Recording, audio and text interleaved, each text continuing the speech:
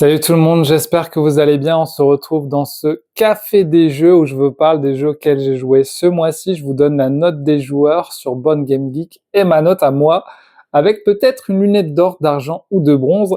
C'est parti. Alors ce mois-ci, j'ai pas joué à tant de jeux que ça. J'ai joué surtout à Keep the Hero Hat parce qu'il est resté sur ma table pendant plusieurs semaines. J'avais envie de découvrir les boss, les missions, etc. J'ai joué aussi à des jeux que je vous avais déjà parlé avant, donc je vous en reparle pas forcément. Je joue pas que à de la nouveauté, mais aussi à des jeux que j'ai déjà. Donc de temps en temps, je joue un peu moins de nouveaux jeux. Cependant, Boss Battle, je l'avais backé. J'ai mis 6 mois avant de le mettre sur ma table. Et une fois que je l'ai mis sur ma table, j'avais envie d'y jouer, donc il est resté sur ma table. Et du coup, j'ai pas fait d'autres jeux en solo, puisqu'il est resté sur ma table pendant plusieurs semaines. Il est noté par les joueurs 8,6, en tout cas l'extension Boss Battle, parce qu'on va parler de l'extension justement, qui apporte pas mal de nouveautés à Keep the Heroes Hat, parce qu'elle apporte tout ce qui est boss en fait, tous les boss que vous voyez là dans la boîte. Donc ça va vous apporter aussi des nouveaux monstres, des nouveaux boss, une nouvelle campagne avec à chaque fois des nouvelles missions à faire. Des boss à affronter, vous les tuez, vous les débloquez, ils viennent dans votre équipe. Donc ça, c'est vraiment cool.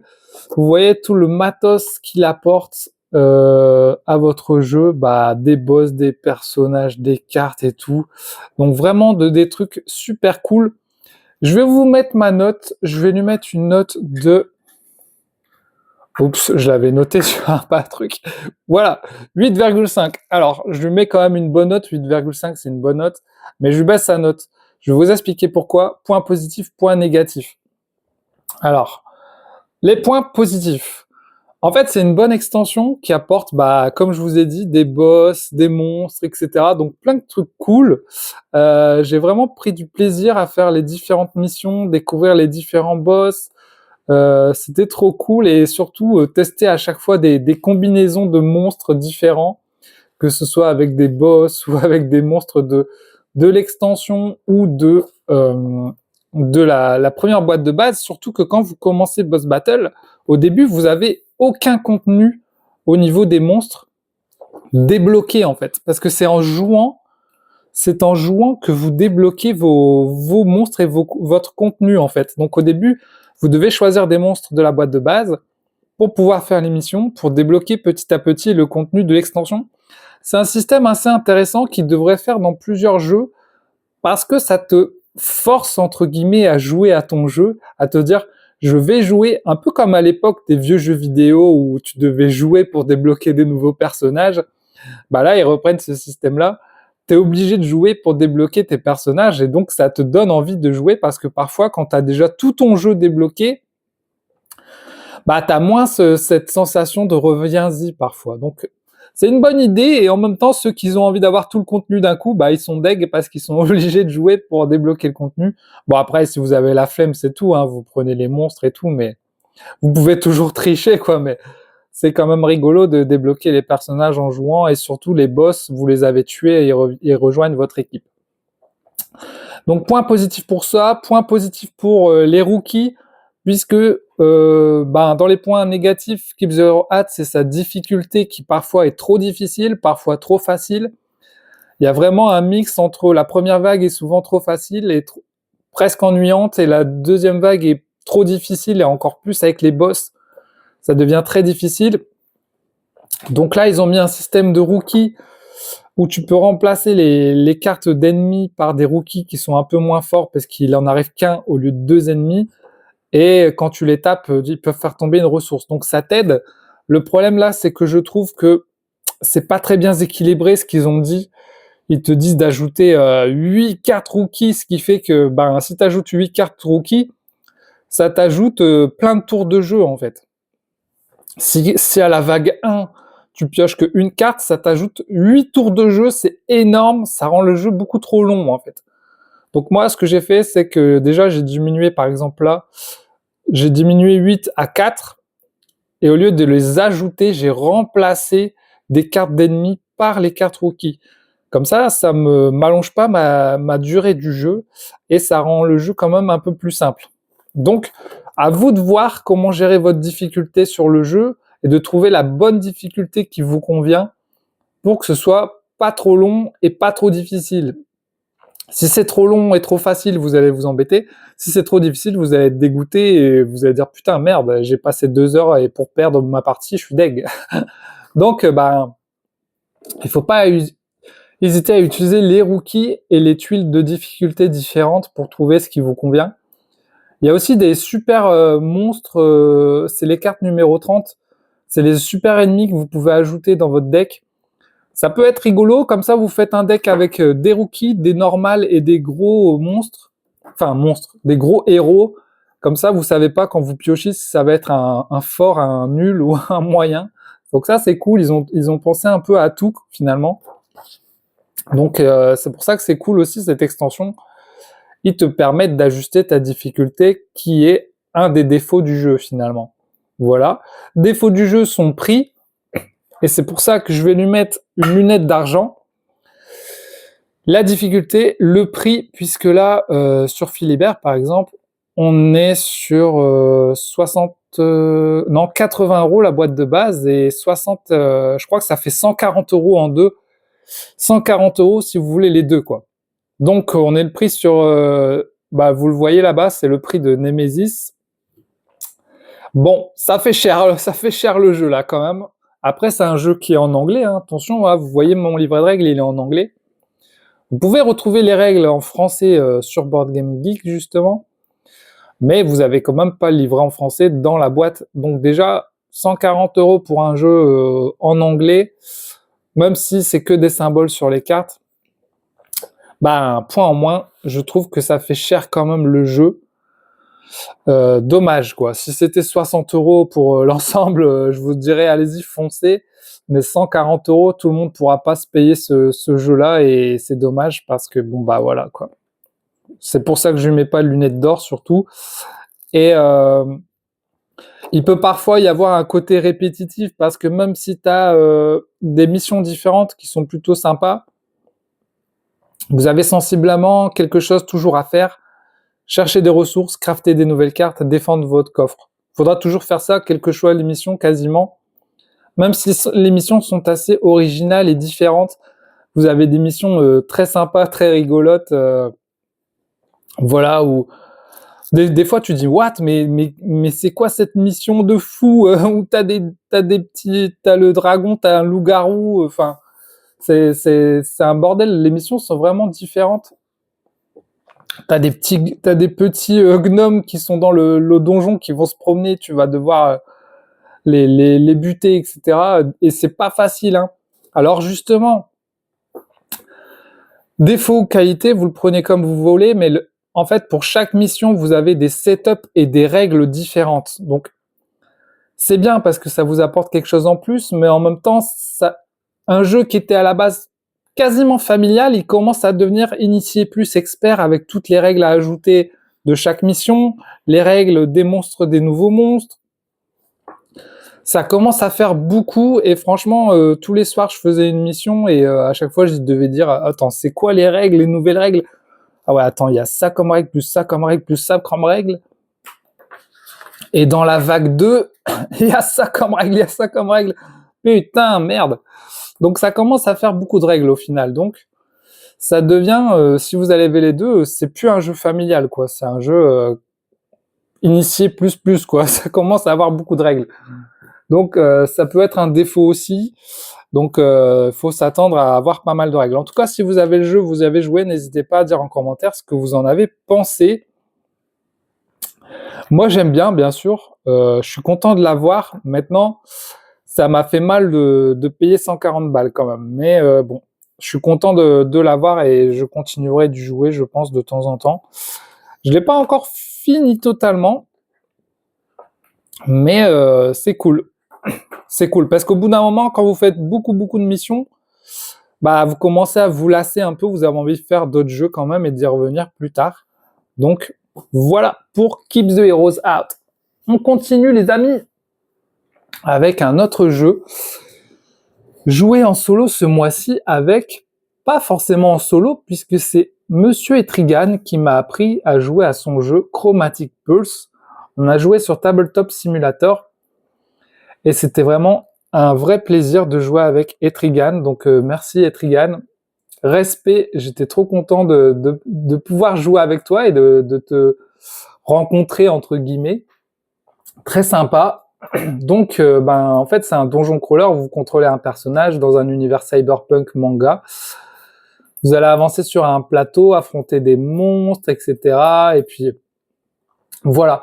On sent vraiment qu'Etrigan s'est inspiré de jeux de société qu'il a aimé, qu'il a découvert et il a appris un peu tout ce qu'il aimait dans les jeux. Il y a un côté Dice Throne Aventure où tu as ton personnage avec des dés, tu vas jouer sur une map et découvrir des monstres que tu vas affronter. Il y a un côté Slay the Spire où vous avez 3 niveaux différents et quand vous arrivez au niveau 3, vous affrontez un boss. Vous avez des dés comme au Yams. Enfin voilà, il y a plein de petits trucs qu'il a pris de jeux différents. Et en tout cas, le jeu a l'air vraiment cool. Il y a plein vous voyez d'ennemis différents, vous avez des maps différents. Donc c'est un travail de titan qu'il a fait là, avec toutes les cartes, les 5 personnages différents. À chaque fois, vous avez un côté masculin, un côté féminin. Vous avez plein d'équipements différents pour chaque personnage. Non, ça c'est commun, mais ils ont aussi des capacités, oui, là, différentes. Donc, voilà, il y a vraiment un boulot de fou. Alors oui, les illustrations, c'est de l'intelligence artificielle, mais bon, en même temps, Etrigan, il n'est pas illustrateur et il n'a pas le budget pour un illustrateur. Donc là, ça lui a permis de faire son jeu. Après, c'est sûr, moi, personnellement, je préfère le travail d'artiste. Bah voilà, tu prends Keep the Heroes Out, j'adore le jeu parce que j'adore les illustrations du jeu. Tu prends Dead Cells, Dice Throne, j'adore Manny Tremblay qui fait l'illustration du jeu. Ça fait tout le sel du jeu et c'est pour ça qu'on aime bien, quoi. Donc, c'est sûr, lui comme moi, on aurait préféré qu'il y ait un artiste qui puisse faire les illustrations. D'ailleurs, je verrais bien un artiste comme Guways qui fasse les illustrations d'Etrigan. Attendez, je vais vous montrer. Guways, il fait des illustrations comme ça. Voilà. C'est pas de l'intelligence artificielle. C'est lui qui le fait. Imaginez le jeu d'Etrigan avec des illustrations comme ça. Et là, ça pourrait être vraiment très sympa. Voilà. Donc voilà, il y a des illustrateurs qui sont vraiment bons. Donc ça pourrait faire un jeu de fou s'il arriverait à avoir un illustrateur de fou. Mais bon, on n'en est pas là. Pour l'instant, c'est un jeu en print and play. Donc ça, c'est dommage aussi qu'il n'est pas en boîte. Un jour, peut-être qu'il sera en boîte.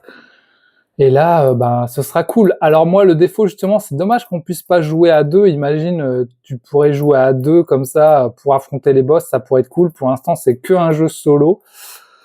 Donc voilà pour le défaut, je dirais. Après, pour moi, le défaut, c'est regarder ce bazar. Etrigan disait qu'il voulait pas qu'il y ait un éditeur parce que l'éditeur, il va simplifier le tout, rendre ça plus accessible. Mais je trouve que ce serait pas forcément un défaut de simplifier entre guillemets, de rendre ça plus accessible. Par exemple, là, vous avez votre plateau de personnage qui est là. Voilà. Vous voyez qu'elle a 16 points de vie.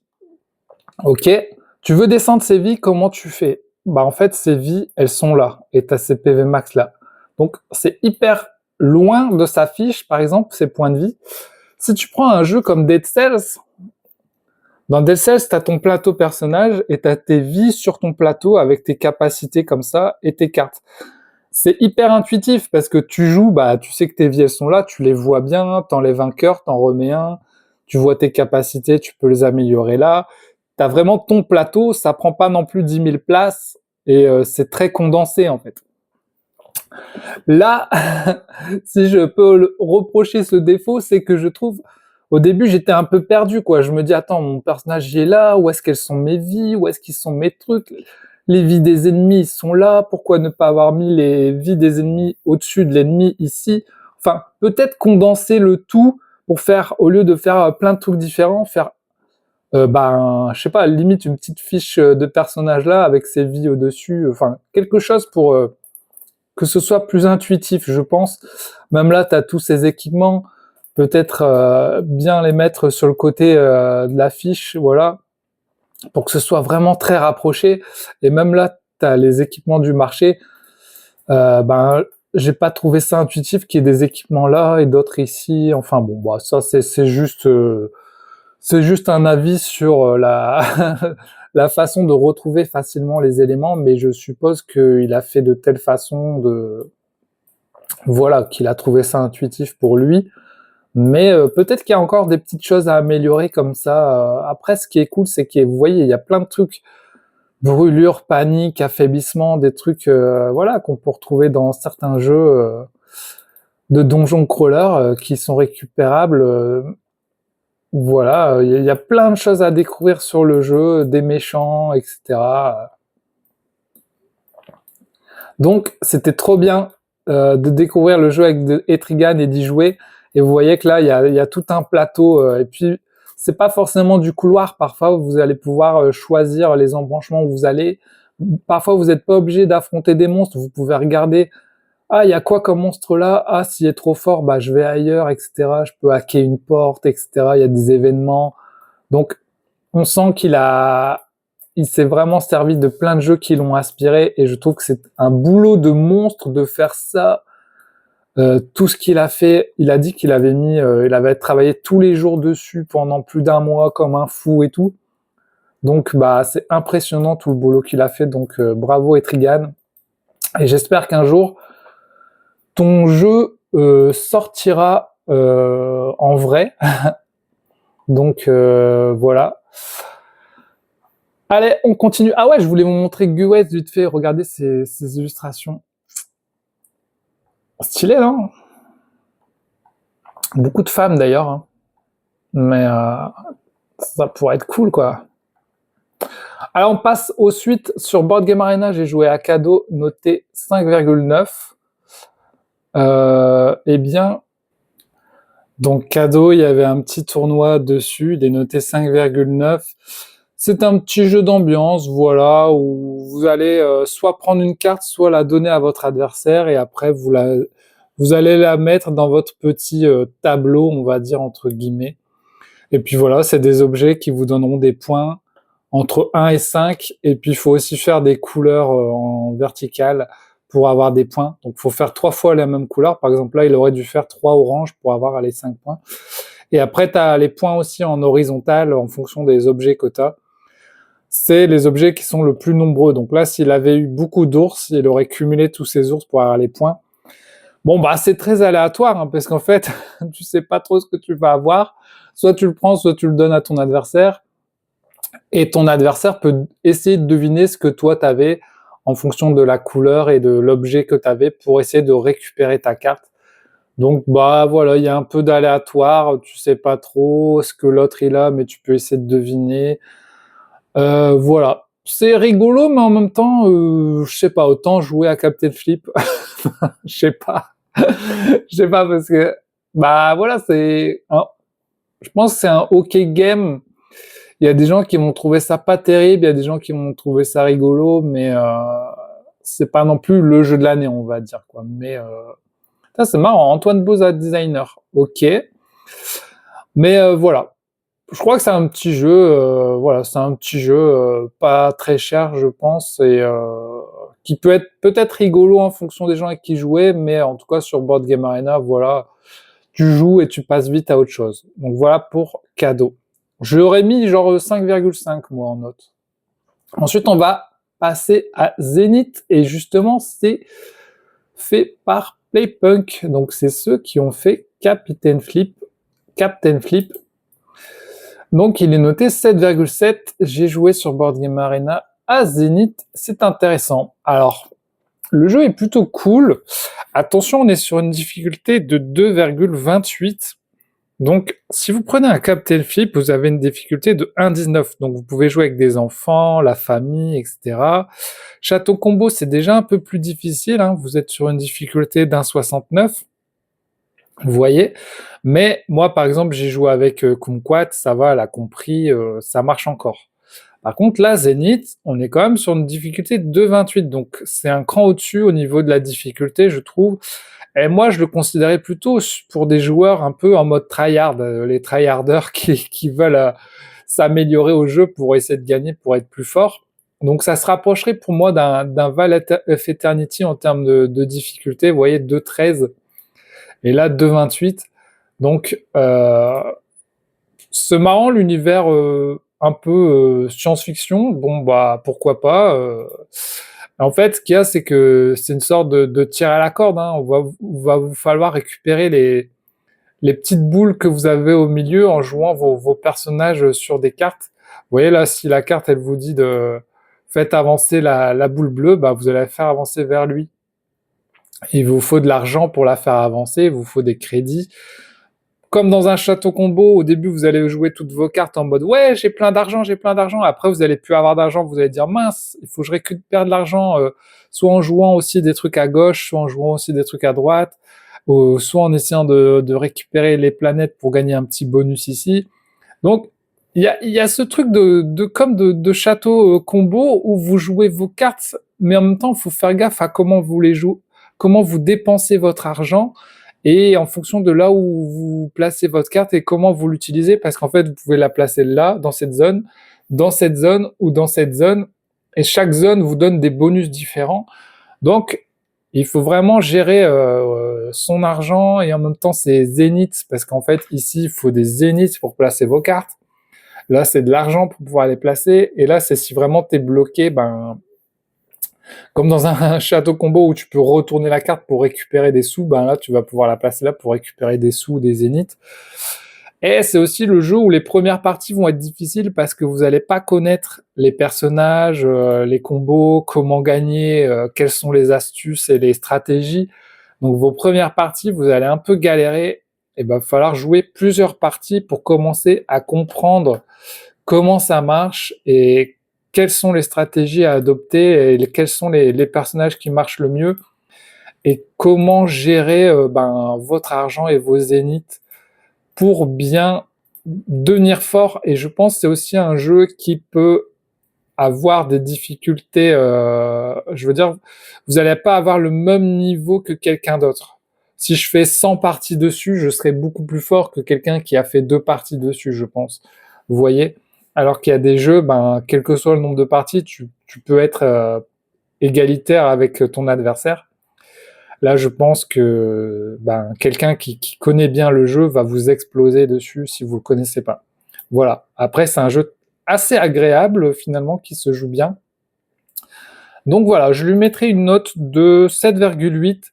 Bon petit jeu, je pense qu'il y a des gens qui vont bien aimer le jeu et je pense qu'il là j'ai joué sur Board Game Arena, mais à mon avis avec le matériel ça a l'air d'être encore plus sympa. Donc voilà, bon petit jeu si vous voulez une difficulté plus qu'un château combo. C'est pas la même chose, mais je le compare parce que je ressens certaines petites mécaniques que ça, voilà. Et pour moi, c'est dans la lignée des Val of Eternity. Donc voilà, je pense que c'est encore un bon petit jeu intéressant qui va marcher. Moi, je l'achèterai pas parce que je sais très bien que, d'ailleurs, je trouve que à 2 joueurs, ça marche très bien à 2 joueurs. Je l'achèterai pas parce que je sais que j'ai pas l'entourage pour y jouer, vous voyez. Vous allez pas jouer avec n'importe qui, hein. Il vous faut des gens joueurs comme vous pour pouvoir jouer avec ça.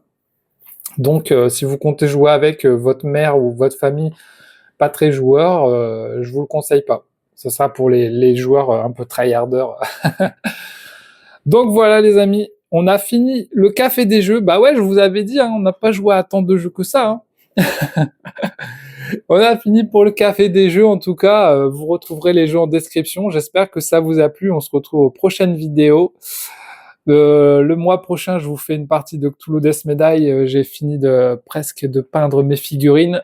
Donc voilà, on se retrouve aux prochaines vidéos. Gros bisous tout le monde. Et tchuss et merci pour votre soutien. Salut!